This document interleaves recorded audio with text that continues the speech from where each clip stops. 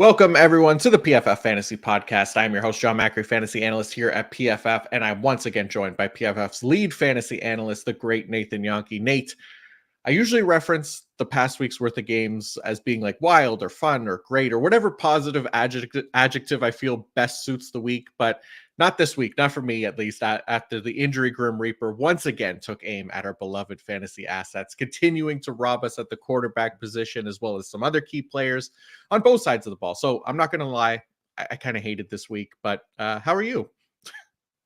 Doing fine. It felt like this week in particular as well. So many players getting hurt on like the first or second drive of the game. Like injuries happen and they're bad, but plenty of times it doesn't hurt fantasy too much if it happens in the third or fourth quarter. But Mark Andrews on Thursday in the first drive, Devin A-Chain after three plays on offense. So players that you're starting and excited about, and then they get you basically nothing.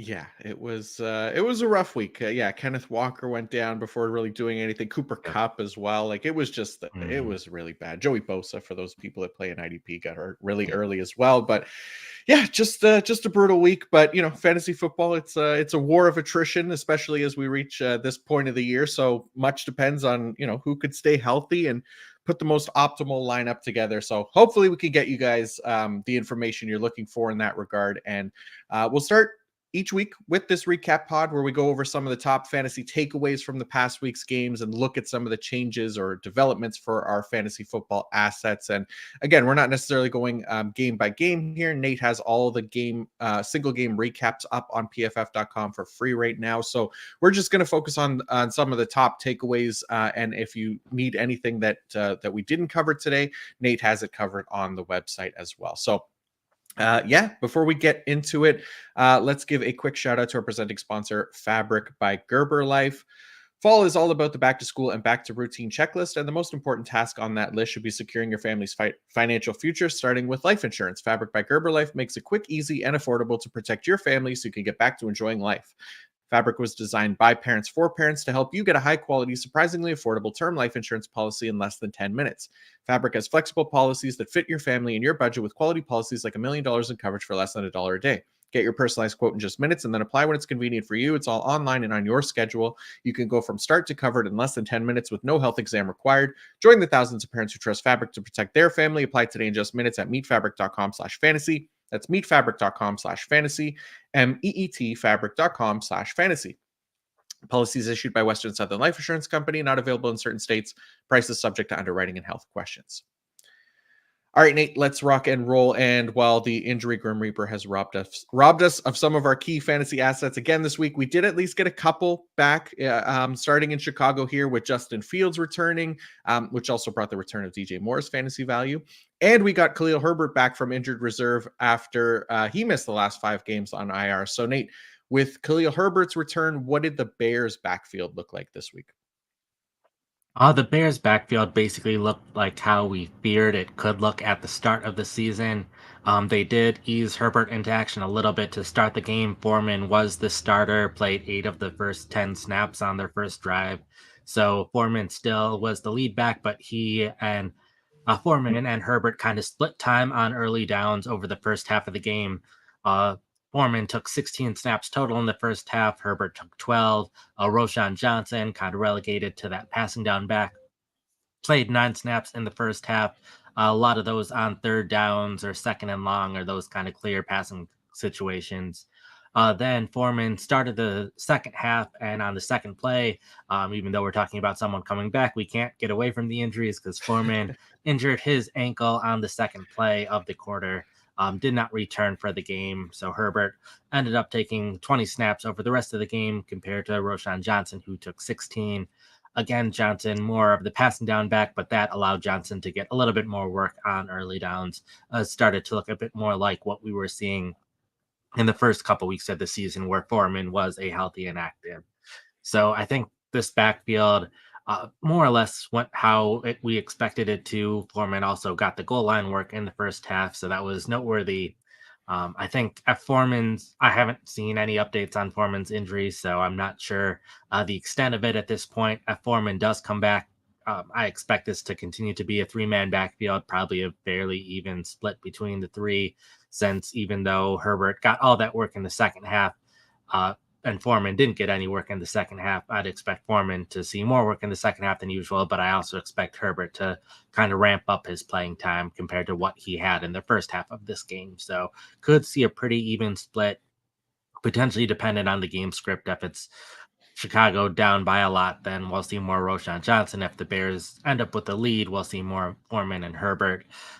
The Bears don't have the greatest schedule for running backs either. So, in a lot of leagues, this is probably just going to be a backfield to avoid going forward, since three men committees in general aren't great for fantasy purposes, especially in offenses that aren't super high scoring. So, probably something to avoid. But Herbert could have value, Foreman could have value, just depending on who's healthy. And Johnson is probably someone that I'd be fine dropping, even though we were advocating to pick him up early in the season, just because he played well those first couple weeks.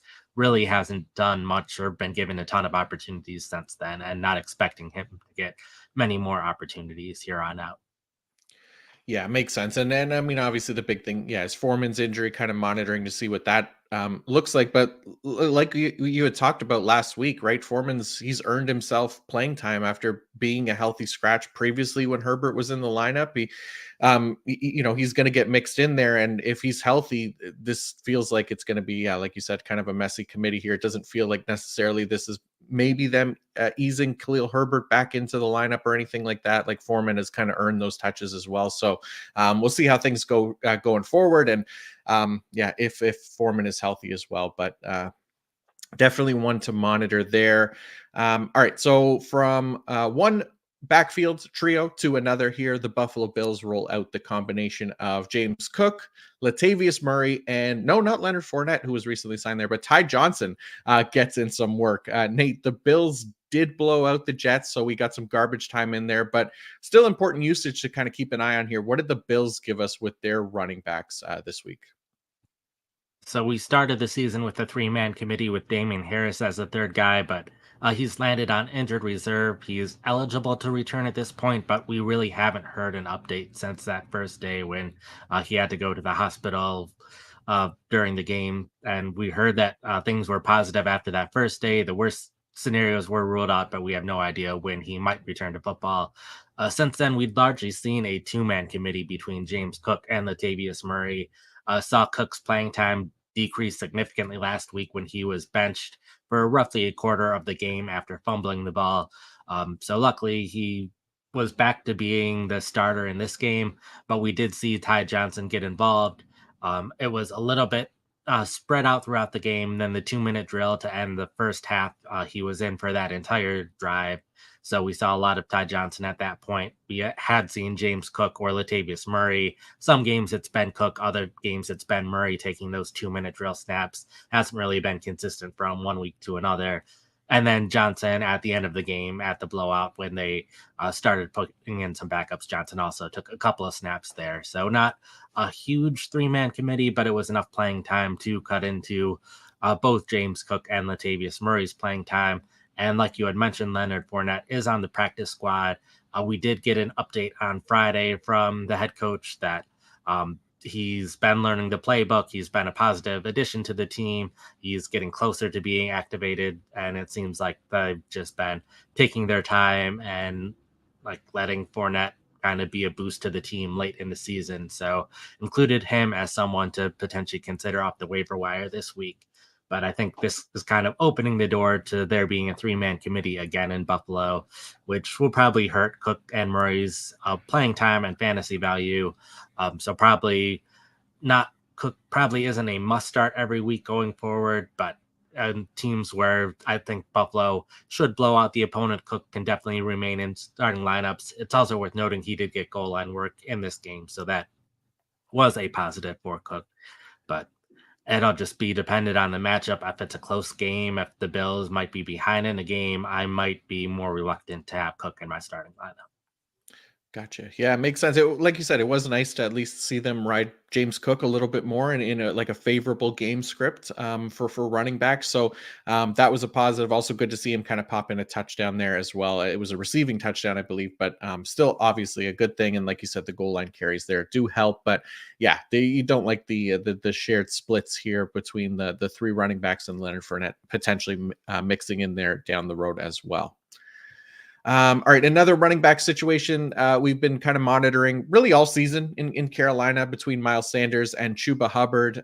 We saw Hubbard slowly start getting more work while Sanders was in the lineup early in the year. Then Sanders got hurt, and we've seen Hubbard kind of remain in control over those snaps while Sanders slowly got more involved each of the past few weeks. So, what did things look like for the two Panthers backs this week, Nate?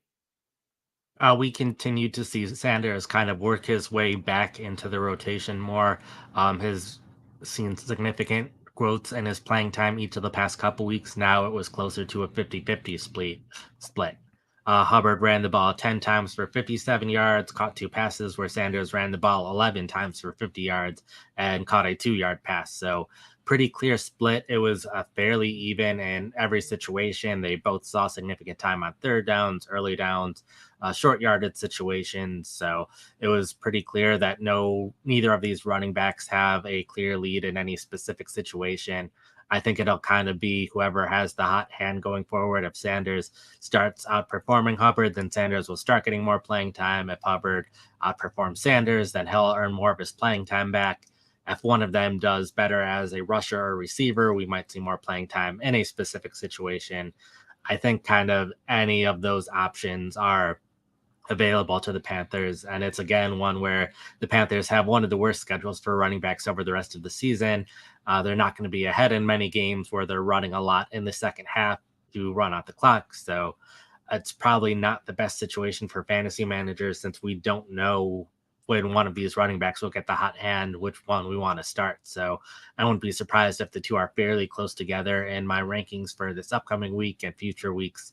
So probably again a situation to avoid unless you're in one of those deeper leagues in which you can probably take a chance on either player and either one could have a huge week or either one could get 2 or 3 carries and a catch or two and not get you many fantasy points at all. Yeah, not ideal. I guess the good thing with Sanders, like he had been below 35% of the team's carries since week 5, really. Takes the lead this week with that 50%, Hubbard at 45%. And both of the guys at least were efficient, right? Hubbard 5.7 yards per carry, Sanders 4.5. But and getting strong like those strong rushing averages against the Cowboys defense maybe gives like a little hope, I guess, for if one of them does get the majority of the carries in this tougher schedule here. Not much optimism because it's a committee and the Panthers offense is what it is and the schedule like you said, but it's something. At least that's my little bit of optimism for the morning here. But yeah, let's go to another running back duo who have been interesting lately, and that is in Cleveland between Jerome Ford and Kareem Hunt. Nate, what did the Browns give us with their running backs this week? This one was a little surprising and confusing what they did with their running backs. This top 10 takeaways in large part is here are the 10 things that I found most interesting or confusing or was not expecting. And the Browns were even more unexpected than usual. We had seen Ford kind of clearly ahead of Hunt the past 2 weeks when both running backs were healthy. So that seemed to be the case of what we would see going forward. But we saw a lot of trends reversed for this game, saw trends that we had seen years ago in the Browns backfield kind of return. We had Hunt out snap Ford in early downs, which was surprising. We saw Ford take the goal line work, which was surprising. Ford was pretty consistently playing in the 2-minute drills before this game and the two kind of split snaps in those situations.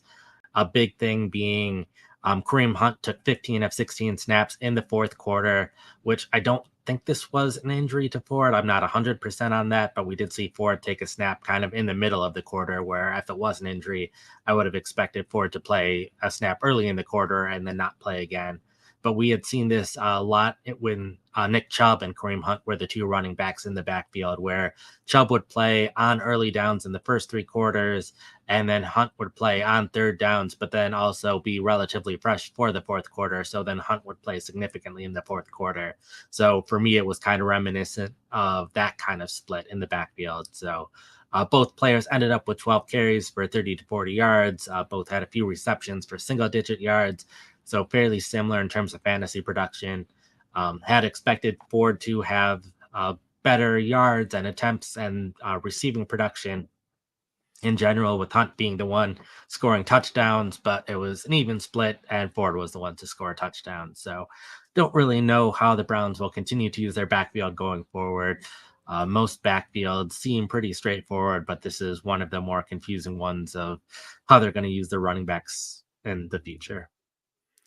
Yeah, this is the even split was definitely surprising, but even like I mean, I think this team is gonna try to run the ball more in the weeks ahead without Deshaun Watson too, right? You got this kind of unproven rookie at quarterback, and I know they brought in Joe Flacco, so we'll see what happens there. But their bread and butter has really been the run game, really, even without Nick Chubb. So we'll see if the Browns team, or at least their offense, is able to be for real and continue to provide some fantasy value for us, or get up to that point. But yeah, I think there could be value for both guys, especially if it does remain even. But I would expect them to continue being like a more run heavy offense here in the weeks ahead. We'll see what happens there.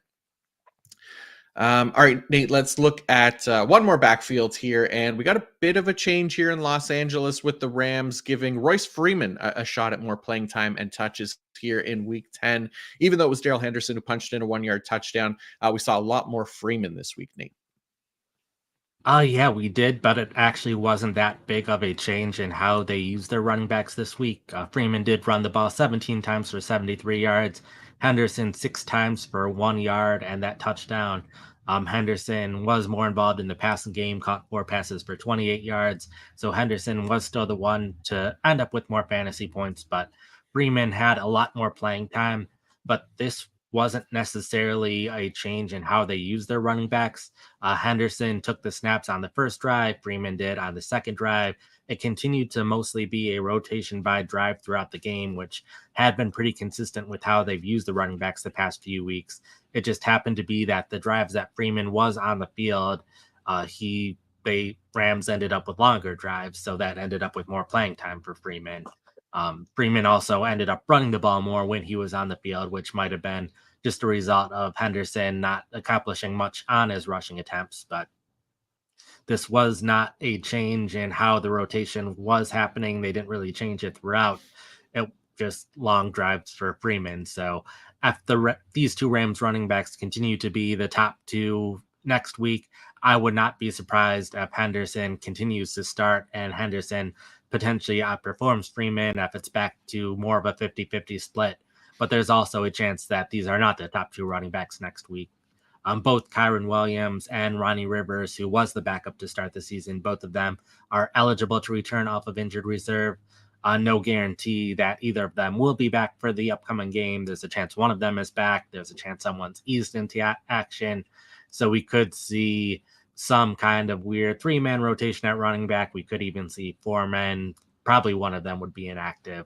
And I don't know if Henderson will even be on the roster once everyone is healthy again, or if he's played well enough to keep a roster spot.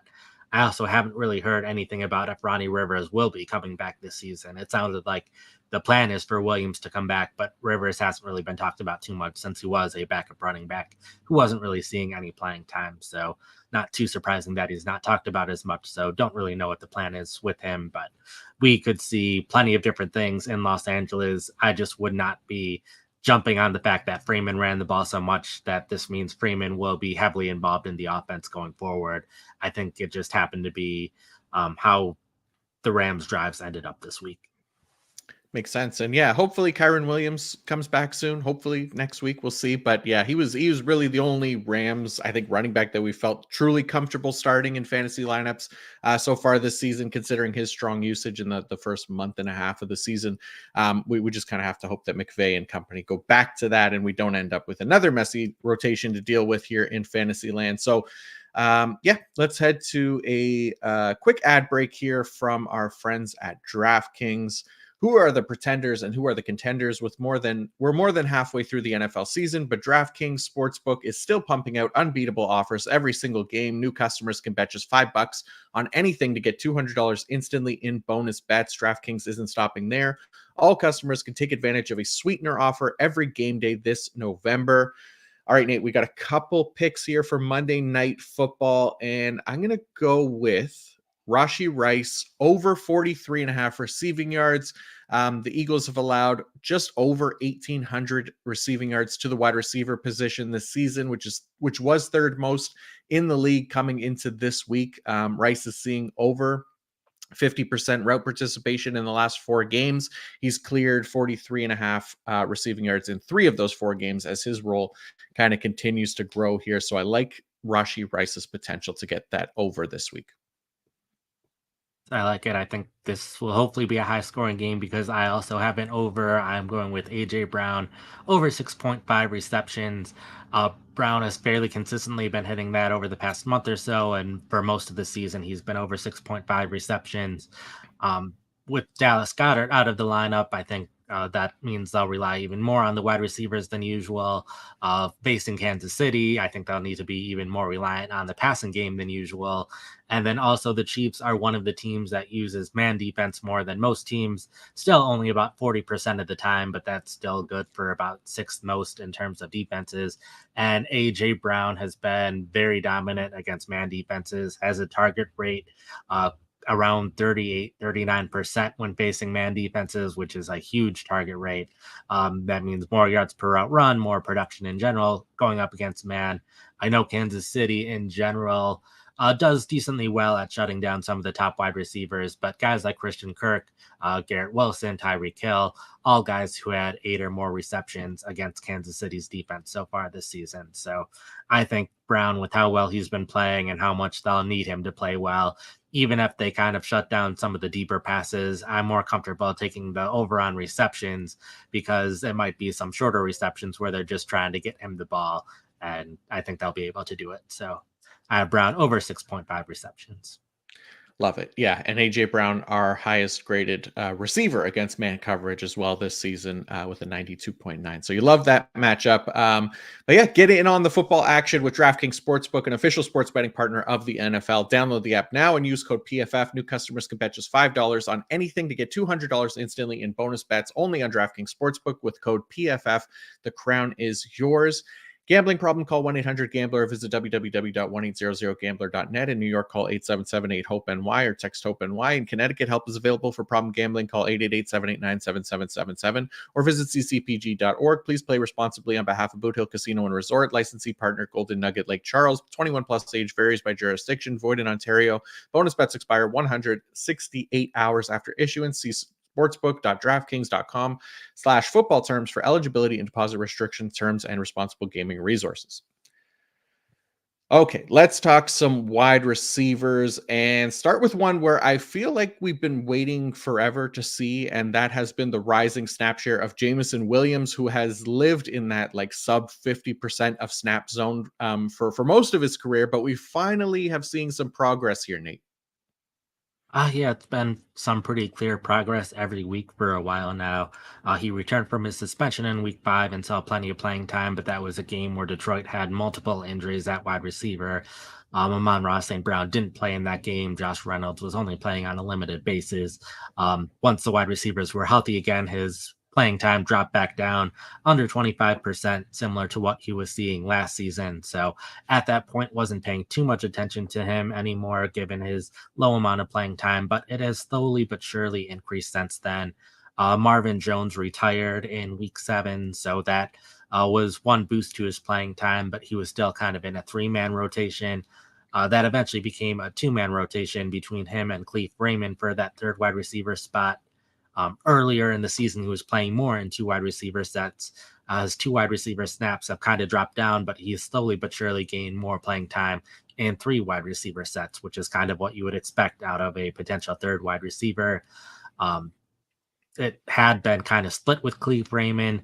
Now, in recent weeks, he's kind of been pulling away from Cleve Raymond, and 3 wide receiver sets played 45 or not 45, 35 of a possible 43 snaps and 11 personnel this past week, which accounted for his boost. It wouldn't be surprising if he continues to see his playing time rise, especially because Josh Reynolds, someone who did really well early in the season, he's been pretty consistently held under 20 receiving yards these past few weeks. So it wouldn't be too surprising for me to see Williams start to overpass Reynolds at some point here as well. Williams also caught a touchdown in this game, which was good to see. Still not at a point where I'm putting him anywhere close to a fantasy starting lineup, but someone that I'm more considering having on my roster now, especially now that we are three-fourths of the way through with bye weeks. There are no bye weeks this upcoming week. Much more comfortable dropping players that don't have that high of upside that I'm never going to start again, whether it's a backup quarterback or tight end on my roster who I'm not going to be starting again, or just a running back or wide receiver that's a veteran. We know what they can do, where Williams has that upside that potentially he becomes a full-time starter for Detroit down the stretch and starts being a lot more involved in the offense. So I'd rather have someone like Williams on my roster. And with this pretty consistent rise in playing time over the past month or so, I think it's exciting to see what he can do going forward. Yeah, very exciting. Like you said, he had the 2 catches, 44 yards and a touchdown in there, 40 offensive snaps. Josh Reynolds had 45, just 2 fewer routes for Jameson Williams. So nice to see him kind of getting more involved. And yeah, maybe that McFlurry on his Big Mac diet is working here. I don't know if you saw that. Yeah. Somebody had sent it to me as like a trade tactic to try to get me to trade him because it was so gross. But look, I don't care how disgusting it is. If it means more Jameson Williams on a weekly basis, then I might start ordering that Frankenstein's monster like creation to support this trend here. All right. Another one that it feels like we've been waiting forever for, Nate. Zay Jones is finally back in the lineup, which naturally meant that the green light for Calvin Ridley to have his best game of the year also turned on. So, Nate, how did this Jaguars wide receiver core shake out with Zay Jones back in the lineup for the first time since week 5? I went largely as expected. He wasn't really restricted in 11 personnel snaps, was the third wide receiver and 3 wide receiver sets as expected, playing on the outside opposite Ridley with Kirk playing in the slot, basically how things were planned. The big thing was in 12 personnel, which was something we talked about a bit in the preseason and early in the season, when Jones was playing ahead of Kirk in the preseason in 12 personnel. And that carried on a little bit at the start of the season. But then after Jones suffered his injury, even when he came back for that week, Kirk was playing more in 12 personnel. And that kind of continued in this game with Kirk taking, I believe it was 10 of 14 snaps in 12 personnel, where Jones only played 5. So still a little bit of a reduction in snaps for Kirk compared to usual. But Jones, part of the reason he played so many snaps, though, was Jamal Agnew is now on injury reserve. He was kind of Jones' replacement all this time. So Jacksonville kind of needed that new third wide receiver with Agnew out. And I wouldn't be surprised if Jones starts to play a little bit more going forward. But like you said, it was Ridley who had the big game, and Ridley was playing well early in the season when Jones was in the lineup. So maybe this is something where the defenses have to focus a little bit more on the third wide receiver than they had been in past games and focus a little bit less on Ridley. So good to see out of Ridley, but I think it's possible that any one of these 3 Jacksonville wide receivers could have a big game any given week. Yeah, for sure. And yeah, like you said, all of Calvin Ridley's best games this season, week 1, week 5, and now week 11 have all come with Zay Jones in the lineup. So maybe there is something to it. We'll only see it, in the weeks ahead if Zay Jones stays healthy, but maybe he's Calvin Ridley's lucky charm. We'll have to wait and see. All right, how about these Arizona Cardinals who gave the Texans a hard time with Kyler Murray back at the helm for the second straight game? And they did so with some help from an old friend from last season, and that is Greg Dortch, who led the team in targets, receptions, and receiving yards. Nate, how did we get here with Greg Dortch this week? It took a couple injuries for us to get here. Zach Pascal has missed some time recently with a hamstring injury, but then Michael Wilson also showed up on the injury report recently with a shoulder injury, which meant he was also out. So Wilson has been the starter at outside wide receiver opposite of Marquise Brown all season long, with Pascal being his backup whenever Wilson was off the field. Typically, it meant Pascal was on the field. But with both players out, that meant they were down 2 wide receivers in one of their wide receiver spots. So what we saw is instead of a traditional outside wide receiver taking over as that other outside receiver, we saw Rondale Moore and Greg Dortch kind of splitting time, both in 12 personnel and also in 11 personnel, where Moore still took the majority of the snaps in the slot, but Dortch also took significant time in the slot, moving more to the outside. So this was a little bit different usage by these wide receivers, but it ended up working out. Rondale Moore had a 48-yard catch early in the game. This was out of 12 personnel. So if Michael Wilson had been healthy for this game, it very well could have been Wilson scoring this touchdown. But this was Moore's first receiving touchdown of the season. That 48 receiving yards on one catch was his most receiving yards in a game this season. So Moore's been relatively disappointing so far this season, but having him have that nice big catch was good for him, but something we might not see a lot going forward, considering he's probably going back to the slot. And then, like you said, George led the team in receiving yards with 76 on 6 catches. So this was a better game than we've seen then Moore at any point this year, including in this game. And we also saw this from Dortch last year at times where he was outperforming Moore whenever Moore was not healthy. So it's at least possible we start seeing more playing time out of him going forward, maybe more of a rotation between the two. So something probably to avoid in fantasy purposes if there's going to be a rotation.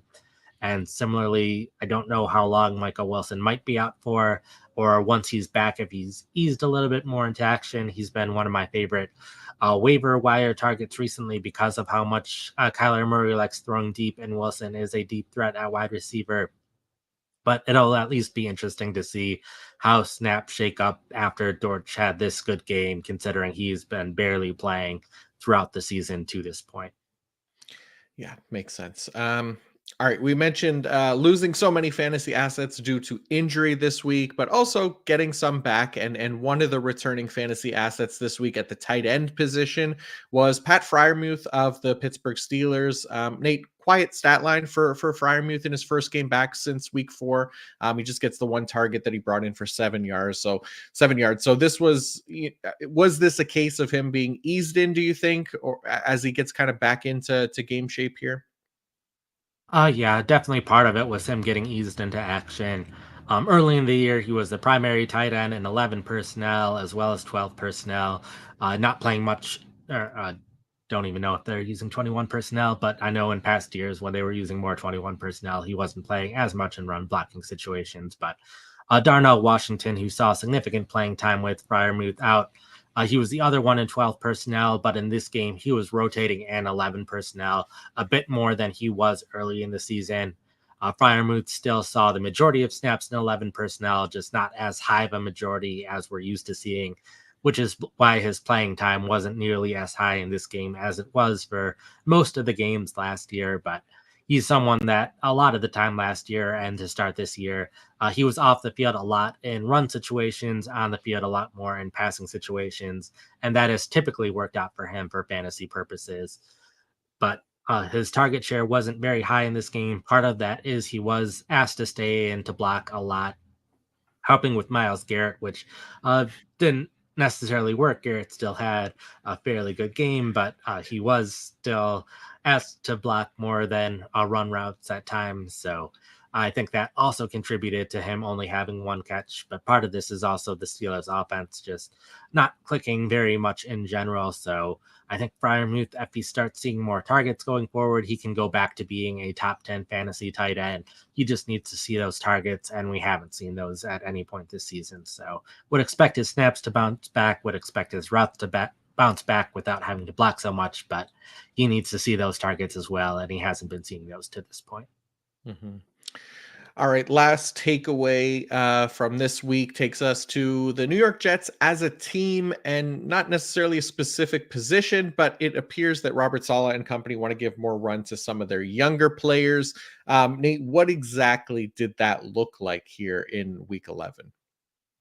Yeah, there were reports both earlier in the week as well as before the game that they wanted to shift to start seeing some of these younger players play more on offense.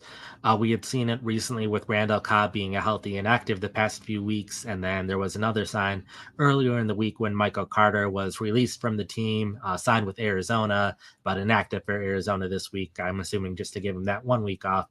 But shifts at all three skill positions at running back.